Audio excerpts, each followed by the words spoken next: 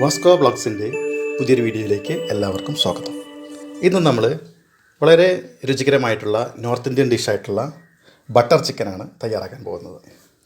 അതിനായിട്ട് നമ്മൾ ഒരു 1/2 കിലോ ചിക്കനാണ് ഉപയോഗിക്കുന്നത്. നമുക്ക് ചിക്കൻ എല്ലോട് കൂടിയോ എല്ലില്ലാതെയോ ഉപയോഗിക്കാവുന്നതാണ്. നമ്മൾ നന്നായി കഴുകി വൃത്തിയാക്കിയതിന് ശേഷം ചിക്കനൊന്ന് മാരിനേറ്റ് ചെയ്യാൻ വേണ്ടിയിട്ട് അതിലേക്ക് നമ്മൾ ഒരു രണ്ട് ടേബിൾ സ്പൂണ് ജിഞ്ചർ ഗാർലിക് പേസ്റ്റും അതുപോലെ തന്നെ ഒരു 2 ടേബിൾ സ്പൂണ് കാശ്മീരി ചില്ലിയുമാണ് ചേർക്കുന്നത്. ഒരു 1/2 ടേബിൾ സ്പൂൺ നമുക്ക് നാരങ്ങ നീരോ അല്ലെങ്കിൽ വിനാഗിരിയോ ചിക്കനൊന്ന് ടെൻഡറാവുന്നതിന് വേണ്ടി ചേർക്കാം.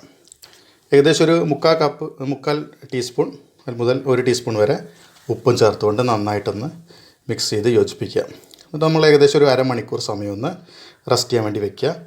നമ്മൾ ഫ്രിഡ്ജിലൊന്ന് വയ്ക്കുകയാണെങ്കിൽ വളരെ നന്നായിരിക്കും. അരമണിക്കൂറിന് ശേഷം നമുക്കതൊന്ന് ഫ്രൈ ചെയ്തെടുക്കേണ്ടതുണ്ട്. അപ്പോഴത്തേക്ക് നമുക്ക് അരപ്പ് റെഡിയാക്കി എടുക്കാം. ഒരു ചൂടായിട്ടുള്ള പാനിലേക്ക് ഒരു 2 ടേബിൾ സ്പൂൺ ബട്ടർ ചേർക്കുക. അതിലേക്കൊരു 2 വെല്ലുള്ളി ചോപ്പ് ചെയ്തത് ഇട്ടുകൊണ്ടൊന്ന് നന്നായി മൂപ്പിച്ചെടുക്കുക. ഏകദേശം അതിൻ്റെ ഒരു പച്ചമുളകൊക്കെ പോകുന്ന സമയമാകുമ്പോഴത്തേക്ക് 2 പച്ചമുളക് മുറിച്ചിട്ടുക. പിന്നെ അതുപോലെ തന്നെ ഒരു 2 table spoon ginger garlic paste കൂടി ചേർത്ത് നന്നായി ഒന്ന് വഴറ്റിയെടുക്കുക. പിന്നെ ഏകദേശം ഒരു 15 മുതൽ 20 കാഷ്യൂ നട്ട് വരെ അതിലേക്ക് ചേർത്ത് കൊടുക്കാം. അതൊരു ഓപ്ഷണലാണ്, ചേർക്കുകയാണെങ്കിൽ വളരെ ടേസ്റ്റി ആയിരിക്കും. പിന്നെ നമുക്ക് ഏകദേശം ഒരു 5-6 തക്കാളി ചോപ്പ് ചെയ്തതും കൂടി ചേർത്ത് കൊടുക്കുക.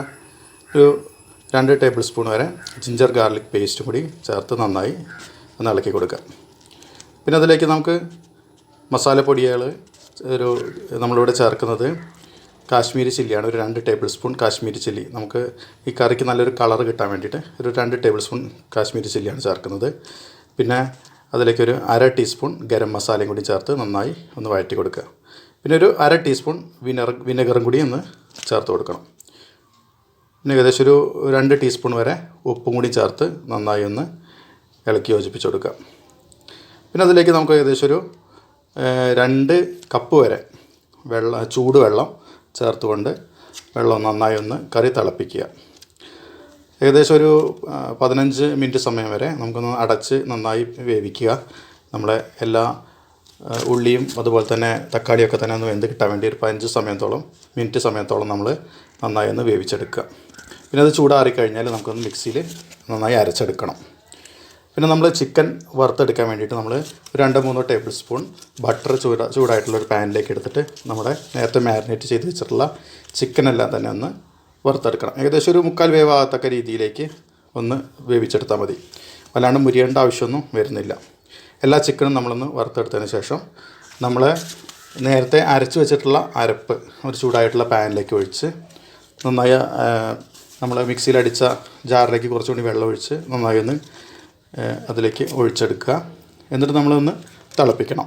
ഏകദേശം ഒന്ന് വന്ന് തുടങ്ങുന്ന സമയമാകുമ്പോൾ നമുക്ക് അതിലേക്ക് നമ്മൾ വറുത്ത് വെച്ചിട്ടുള്ള ചിക്കൻ ചേർക്കാം.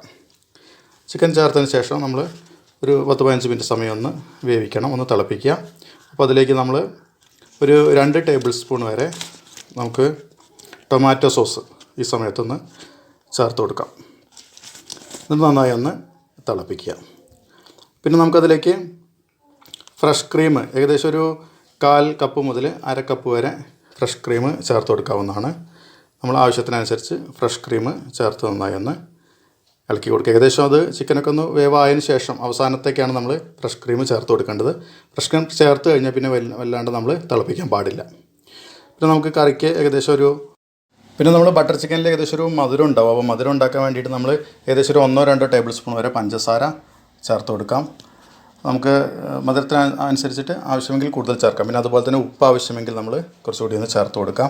പിന്നെ നമ്മൾ ഇതിൽ നല്ലൊരു സ്മെല്ല് കിട്ടാൻ വേണ്ടി നമ്മൾ കസൂരി മേത്തിയാണ് ചേർത്ത് കൊടുക്കുന്നത്. ഏകദേശം ഒരു 1/2 മുതൽ 1 ടേബിൾ സ്പൂൺ വരെ കസൂരി മേത്തി നമ്മളൊന്ന് ചൂടാക്കിയതിന് ശേഷം ഒന്ന് കയ്യിൽ വെച്ചൊന്ന് പൊടിച്ച് ചേർത്ത് കൊടുക്കാം. പിന്നെ നമ്മൾ ഒരു 1-2 ടേബിൾ സ്പൂൺ ബട്ടറും കൂടി ചേർത്ത് കഴിഞ്ഞാൽ നമ്മുടെ ബട്ടർ ചിക്കൻ റെഡിയായി. വളരെ ടേസ്റ്റി ആയിട്ടുള്ള ഈ ബട്ടർ ചിക്കൻ എല്ലാവരും ഒന്ന് വീട്ടിൽ ട്രൈ ചെയ്ത് നോക്കുക.